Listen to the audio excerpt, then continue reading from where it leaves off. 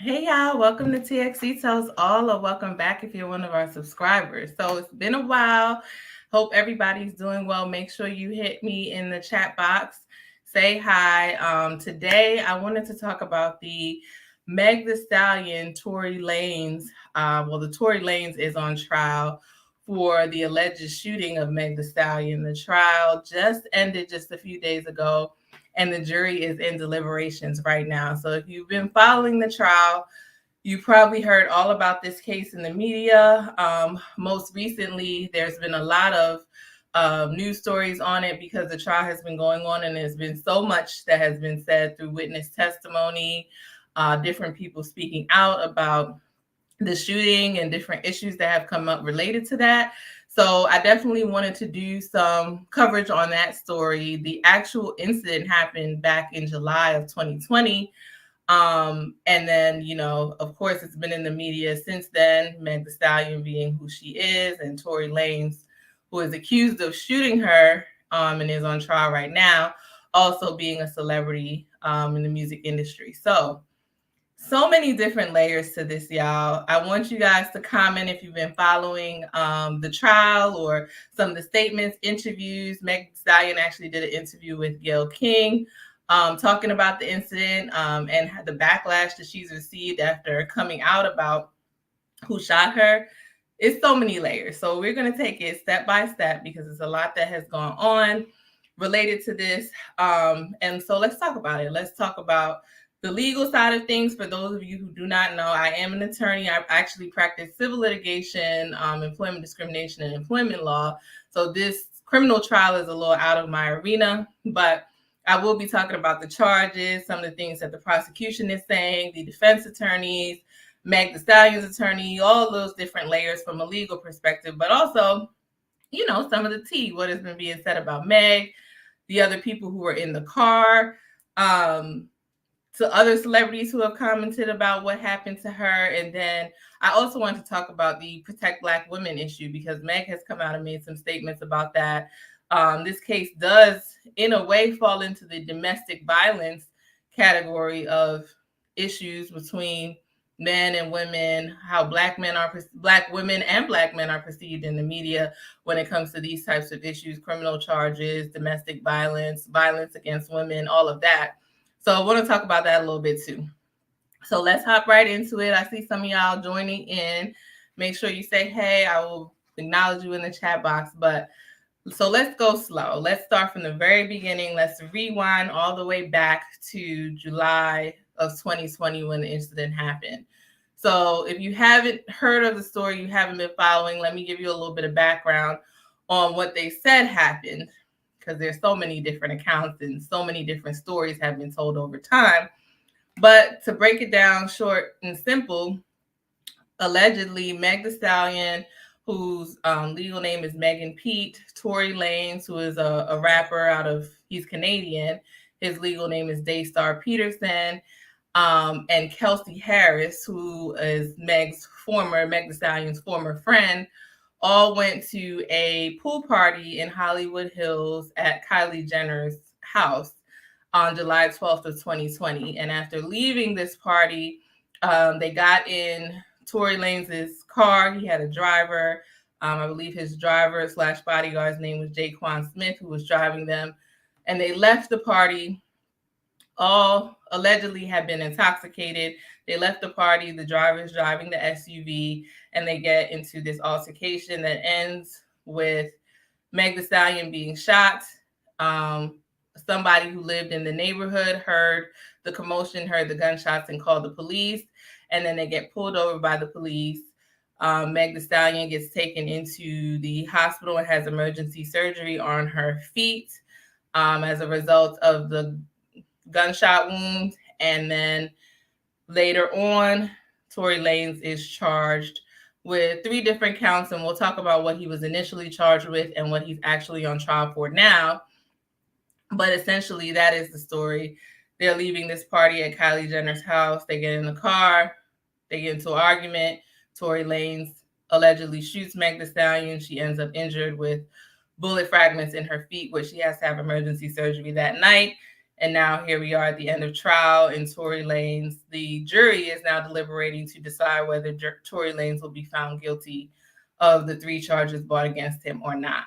So the 3 charges brought against him are actually, and I want to make sure I get this right, so I have some notes: discharging a firearm with gross negligence, assault with a semi-automatic firearm, and carrying a loaded, unregistered firearm in a vehicle.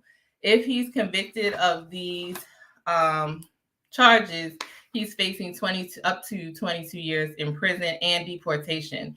He's originally a Canadian citizen, so if he is convicted of these crimes, he can serve his time out here in a U.S. prison and then be deported to Canada right after his sentence is served. So at first, he was actually just arrested on a charge of carrying a concealed weapon in a vehicle. So Meg Thee Stallion did not originally report when the police came to the scene. Police were called not by them. Police were called by somebody in the neighborhood who lived in the neighborhood and heard the gunshots. Called the police. They get pulled over. The car is identified. Meg did not identify at that time that she had been shot. She actually said that even though she was bleeding, she reported to the police that she had broken her foot. She had hurt her foot on some broken glass. So we'll get into that. She's received some backlash, people saying that she's lying, because at first she said she, was not shot. And then she later on IG Live, August of 2020, actually came out for the first time and identified that she had been shot and that Tory Lanez had shot her. But at first, he was not arrested on any kind of felony assault charges. He was actually arrested on a charge of carrying a concealed weapon in a vehicle. And he was actually released on $35,000 bail. So that's actually a pretty low bail for the circumstance. Tory Lanez has a $4 million net worth as of today when I researched it. So he was let out on $35,000 bail, which of course he met, and then got into a different violent altercation, which we will also talk about. I don't know if you guys have heard about that, where he allegedly assaulted August Alsina and then was put on, his probation was revoked and he was put on house arrest after that incident, as a result of that incident. So many, many different things going on here. So anyway, he is originally charged in August of 2020 with the concealed weapon charge. And then later on October 8th of 2020, the Los Angeles District Attorney's Office announced that he would be charged with felony assault charges and the gun charges. So that leads us to the trial going on right now. So it's so many different layers to this. I feel like I got to slow down and I want to go step by step. And I want you guys obviously to be able to share your thoughts with me on everything that you think is going on. All right. So one of the rumors is that Meg wasn't really shot. Now, the trial obviously debunked that completely, because the surgeon who operated on her feet that night actually testified at the trial, and they talked about the x-rays and confirmed that 4 bullet fragments were removed from her feet during emergency surgery in July, the night of the incident. So all of these rumors that were saying she's lying, she wasn't really shot, just medically and practically, those are not true, clearly, because the actual surgeon who operated on her testified during the trial. So that rumor is out. Now, the other big, I guess, factual issue is what happened in that car, right? The only people who really know what happened is Meg, Tory, and Kelsey, and the driver. And there have been multiple different accounts at different times of what really went on. So one of the witnesses during the trial is Kelsey Harris, and that she's also known as Kelsey Nicole. She's the one that was formerly friends with Meg. And the rumor is that there was some type of romantic relationship going on with her and Tory Lanez. And then after that, also Meg Thee Stallion and Tory Lanez. And that was part of the issue. There was this altercation. Kelsey did not know that Meg had been with Tory and got angry about it. And that's how the whole thing started in the car. Then you also have to add in the fact that they have all testified that they were drunk at the time of the incident.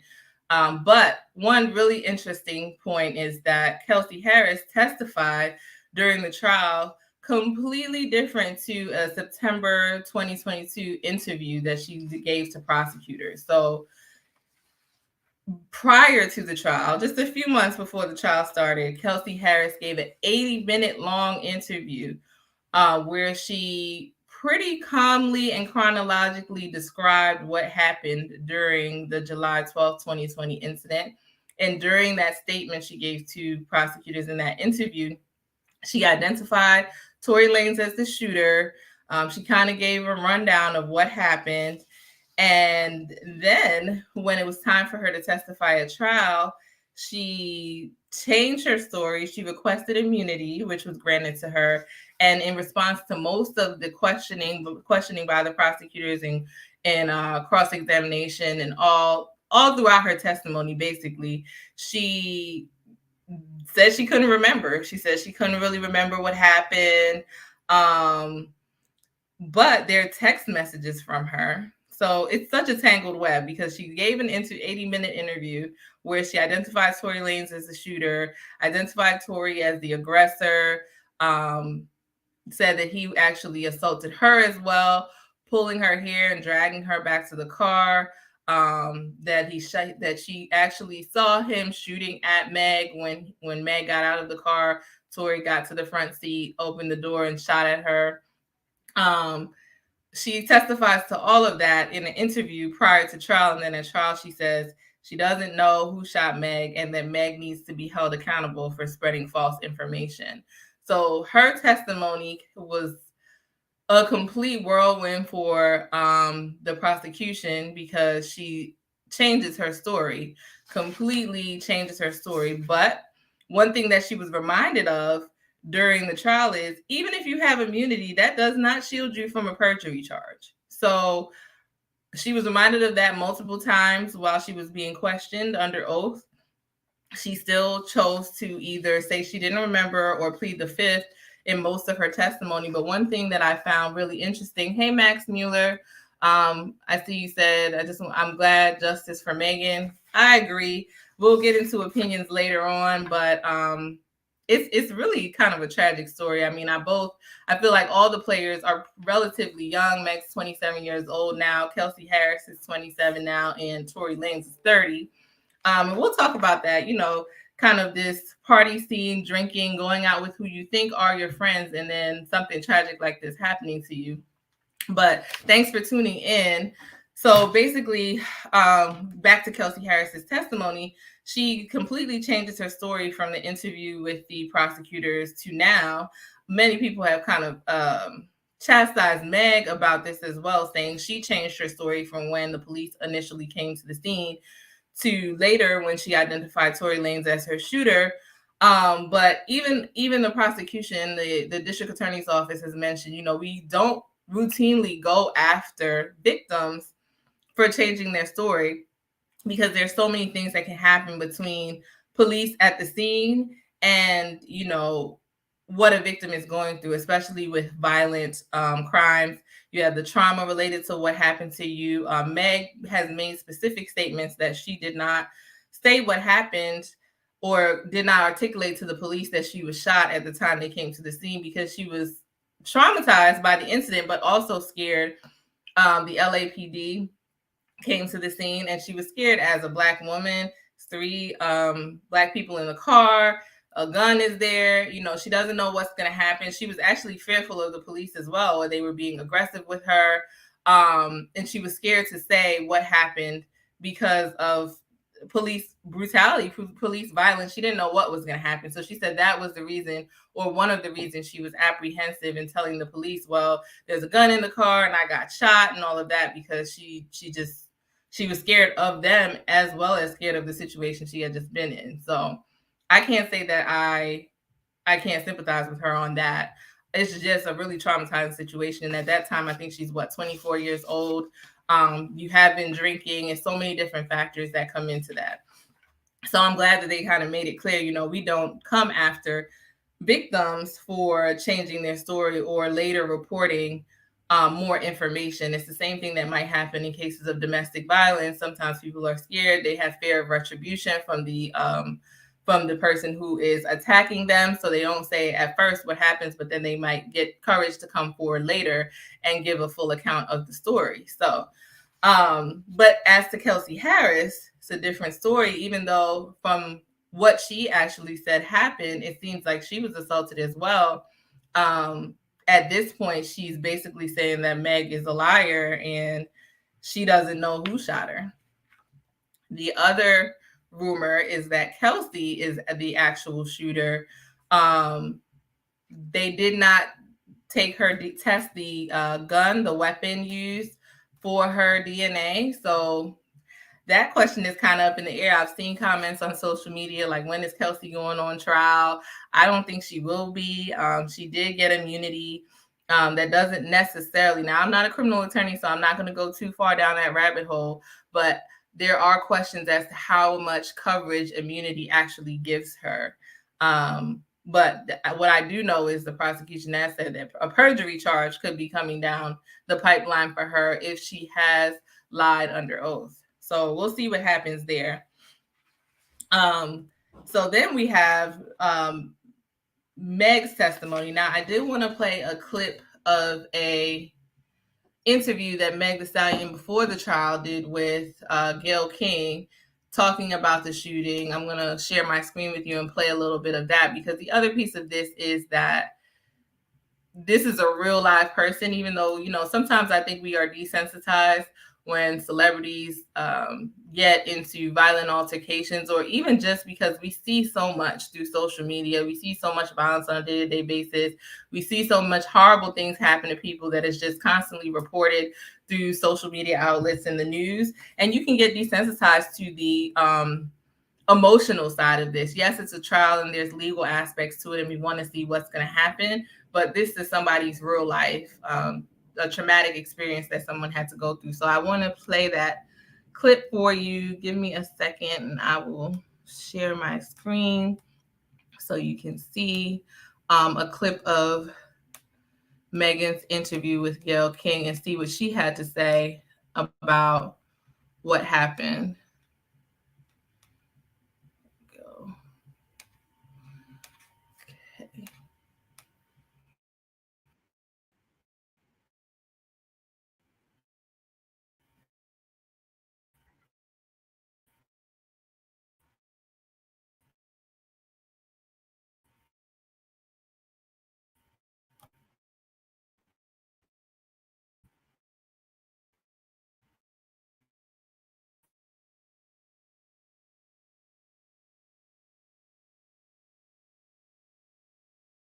Rewind, because I think there was a little technical difficulty on that. So hold on one second. I'm going to share my screen with you again so you can see what I'm seeing. Hopefully we'll be good this time. Okay.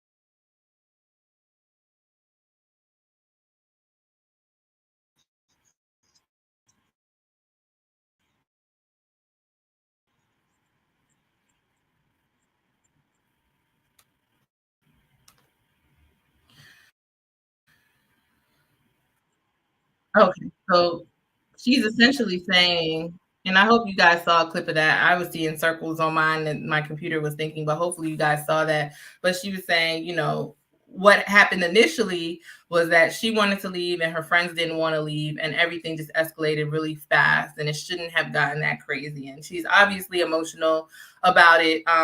My take, whether or not she was romantically involved with Tory Lanez and her friend was before or not, it's really irrelevant. It's still really a domestic violence issue. No one should get shot over that. No one should get shot over wanting to leave early or whatever argument was going on with her and her so-called friends. It should not have gotten to the place where somebody is shot and has to go through such a, first of all, the injury, because clearly she had to have surgery. She was injured. She's a performer. That goes to how she makes her money, Clearly, she raps, she dances, so she's out of commission during recovery of the surgery, and then she's gone through a traumatic experience and obviously has to deal with the mental effects of that. Hey, Sharon Lees, thanks for joining in. Sharon said Megan is surrounded by some people that she cannot trust. Definitely agree with that. Basically, what I was saying too around her so-called friends, she's going out to these parties. She's clearly in the public eye, has access to a certain level of celebrity. She's going to clearly Kylie Jenner's pool party. So they're all in this environment, and just because they're there and they're so-called friends, obviously doesn't mean that she can trust them. Kelsey is somebody who she called a friend. And at first, in the interview in September, Kelsey was backing Meg's story, saying basically in line with Meg's account of what happened, that Torey got aggressive. They were arguing. In that clip, she says that, Torey basically yelled out the car and said, "Dance, be dance." I won't, obviously you can see. And if you read some of the articles, I'll link them in the description box. That he's referring to as a bee and says, "Dance, be dance," and then shoots at her feet.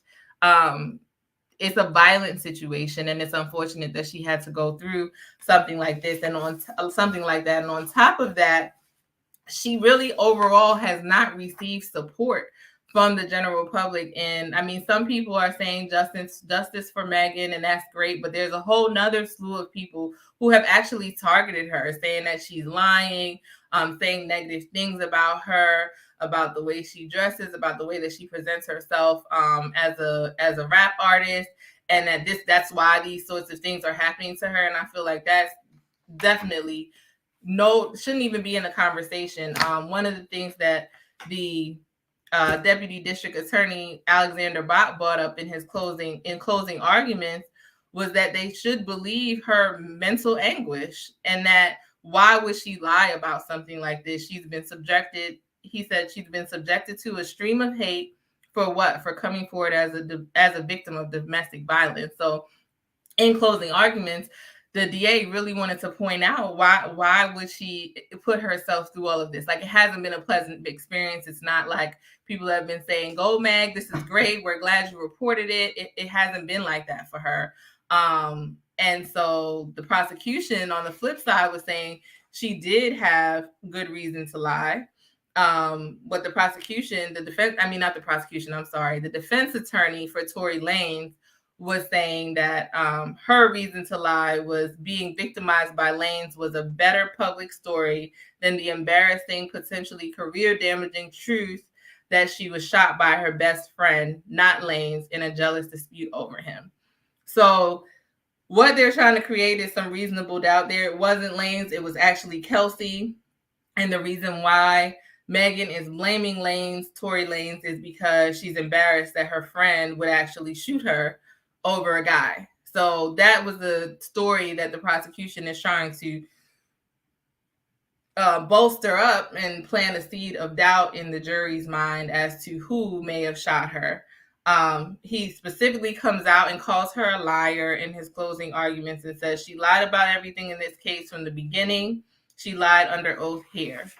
So, the goal of the prosecution is to try to paint Meg as a liar and say that, Torey is the victim here and not Meg Thee Stallion. Even though Meg had been shot, it wasn't by Torey. So the jury deliberated for 3 hours on Thursday and continued deliberations today. So far, I have not seen any conclusion of the trial. There hasn't been a verdict in yet. So I'll be interested to see. Let me know what you guys think. Do you think Tory Lanez is going to be convicted of all 3 counts? Let me tell you what the counts are again. So he has been charged with discharging a firearm with gross negligence, assault with a semi-automatic firearm, and carrying a loaded, unregistered firearm in a vehicle. I mean, honestly, y'all, even with the 80-minute interview with Kelsey Harris saying specifically what happened, and they said she tried to claim that she was very anxious when she gave that interview, and that's why some of it is true, but some of it just wasn't true. That's what she testified to in court during the trial. But people that have heard the 80-minute interview have said that it was very calm and calculated and chronological, and it wasn't like she was, really upset or disturbed when she was giving the recount. And it seemed credible. So the jury, at first, the judge had decided not to allow the 80-minute interview to be played. But then, because of a line of questioning that the defense attorneys asserted, then the judge decided that they had opened the door and allowed the whole interview to be played. And the jury was really, really attentive to that, because it's basically one of the people who was there giving a recount, first person recount of what happened. I wonder how the jury's gonna feel about her testimony at trial and how that plays against what she said before. But I guess I would evaluate it as you have Meg Thee Stallion giving her account, and then you have Kelsey giving her original account from September 2022. And then obviously Tory, I think he was going to testify at trial, but he decided against it. Most of the time in criminal trials, the defendant usually does not testify. So that wasn't really a big surprise. But it's really, I don't even want to say interesting, because it really is a sad story, honestly, that Meg has gone through this, and in the eyes of the public, she has been the victim not only of the crime, but also a victim of negative public opinion as a result. I know she's mentioned that her life has changed a lot. She's been through a lot over the past 2 years over this. Now, one thing that the prosecutor has brought up and said is, what have you really been through? You won Grammys, you've done performances. He was trying to paint a picture in the jury's mind like Meg really hasn't suffered. And I don't really think that's true. Anybody who's been a victim of violence has suffered in some way. So I would be interested to see if Tory Lanez gets convicted. Now, I do think he'll be convicted of some of these charges. I don't honestly, and this is as an attorney, I mean, I'm not saying I don't have any faith in the legal system, but unfortunately, I will say when it comes to Black women being victims of violence, it doesn't always, as you guys can see, if you followed a lot of the different stories where Black women have been victims of violence, no matter how much money they have, it doesn't always turn out positive. Or let me say, their accusers are not always, the accused are not always brought to justice. So it'll be interesting to see how things end for Meg Thee Stallion. But one thing I did find interesting was Tory Lanez has shown that he's a violent person. Even while he was on probation, he attacked August Alsina violently. This is not someone who has been, even while they're out on bail, that's the time where you want to be on your best behavior. And he was still violent with attacking August Alsina. So, I mean, to me, that, of course, that's not a finding of a guilty verdict for the shooting of Meg Thee Stallion, but I think it does go towards his character and that he is capable of violent actions. So we'll see. Comment below. Tell me what you think. Is Tory Lanez going to jail for 22 years? Is he getting deported, or is he going to be found not guilty? Then we always have mistrials and things like that. So there's multiple different ways that he could potentially get off. But tell me what you think. Autumn B, thanks for joining in. They said the case is weak against Tory Lanez.